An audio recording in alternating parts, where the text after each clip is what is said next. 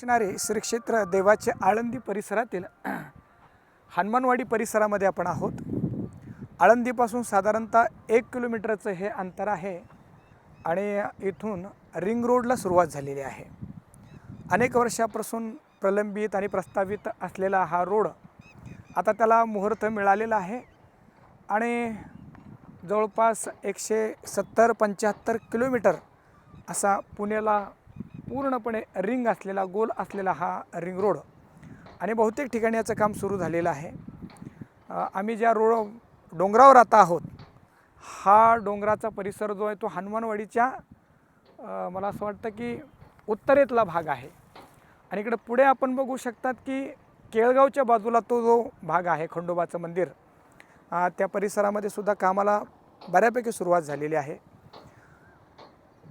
हा जो मधला रस्ता आहे, इथं हे डोंगर फोडून आणि डोंगरामधून हा साधारणतः घाटाचा रस्ता तयार होत असावा। कामाला बऱ्यापैकी वेग मिळालेला आहे। रात्रंदिवस माणसं या ठिकाणी कामं करताय।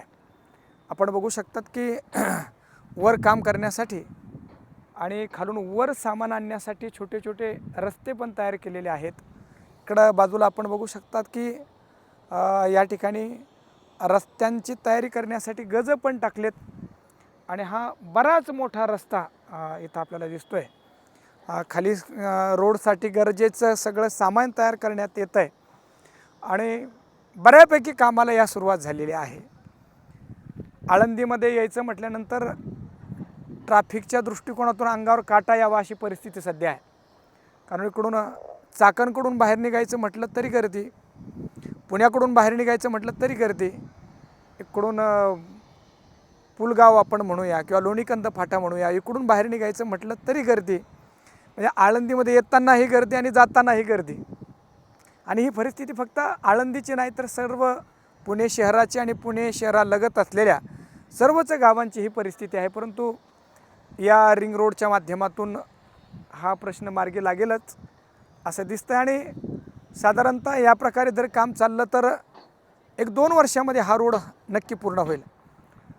इथं काम आपल्याला डोळ्याला दिसतं तेवढंच, कारण 2 डोंगरांच्या मध्ये झालेलं हे काम आहे आणि पुढे आपण पाहू शकतात की नंतर समोर या डोंगरातून पुढे हा रस्ता असा इकडे खाली नगर रोडला मिळणार आहे।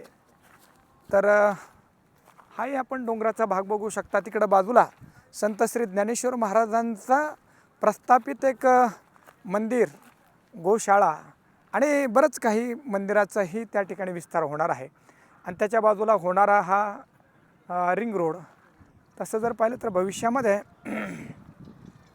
हा प्रवास एक आनंदकारकच असणार आहे, कारण डोंगरांमधून आणि साधारणतः गावांच्या बाहेरून हा रोड काढलेला असल्यामुळं डोंगरांची आजूबाजूला असलेल्या शेतांची सैर आपल्याला होणार आहे।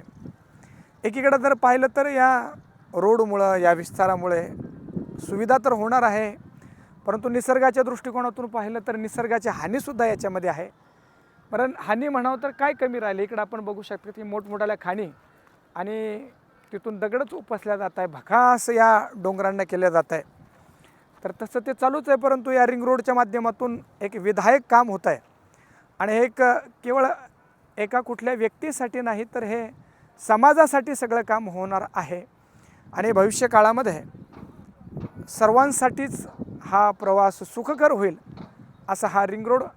या अगोदरसुद्धा आपण एक व्हिडिओ बनवला होता, हा दुसरा भाग आहे। त्यावेळेस एवढा विस्तार झालेला नव्हता, परंतु 1 महिन्यानंतर अजूनही कामाला गती मिळालेली आहे आणि भविष्य काळामध्ये या कामाला अजून जोरात गती मिळेल असं सगळं चिन्ह दिसतं आहे। तर लवकरात लवकर हा रोड पूर्ण हो आणि ट्रॅफिकच्या गर्दीच्या विळख्यामध्ये जे पूर्ण सापडलेलं आहे त्या विळख्यातून सगळ्यांनाच बाहेर निघता यावं।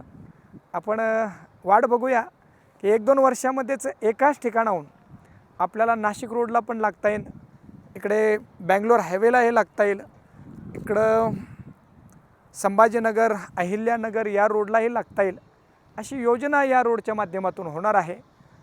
या रोडला आपण लागलं म्हणजे एकाच वेळी महाराष्ट्रातील कुठल्याही शहराकडे आपण जाऊ शकतो, अशा प्रकारच्या या रोडची योजना आहे। वाट बघूया आणि लवकरात लवकर या रस्त्यावरून या 110 मीटर रोडवरून आपल्याला प्रवास करता येईल अशी वाट आपण बघूया. अजूनही काय पुढचे जे अपडेट असेल रोडचं काम झालं की तेही आपल्याला दाखवायचं, ते दाखवायचं यासाठी की यातून आपल्याला प्रवास करता यावा आणि भविष्य काळामध्ये नक्कीच आता ज्या समस्या त्या समस्या राहणार नाही, त्यासाठी हे सगळं दाखवायचं आहे. धन्यवाद.